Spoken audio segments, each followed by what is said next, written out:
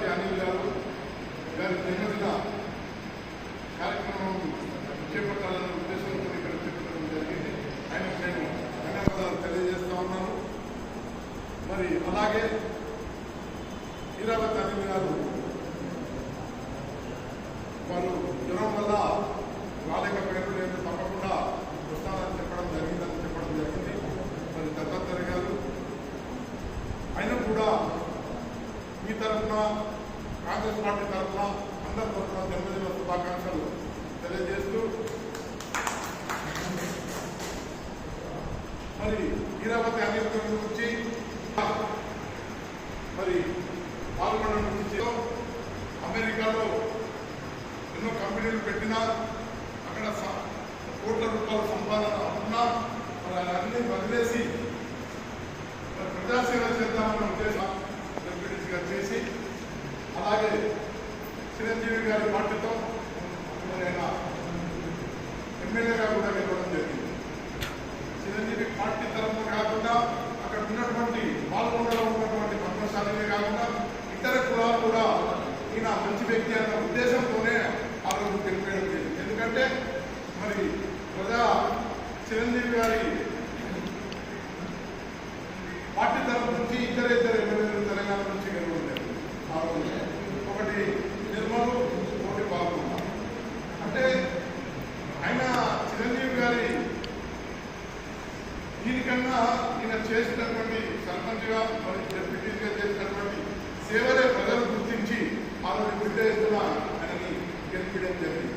ఈరోజు మన ఎలక్షన్లో కూడా రేవంత్ రెడ్డి గారు పిలిపించి మరి ఎమ్మెల్యే టికెట్ కాకుండా నీకు మంచి గుర్తింపు ఉంటుంది, నీకు పార్టీ గెలిచినాక అని చెప్పడంలో అక్కడ ఉన్నటువంటి సునీల్ గారు కూడా ఆయన మరి కాంగ్రెస్ పార్టీ తరఫున పనిచేయడం జరిగింది.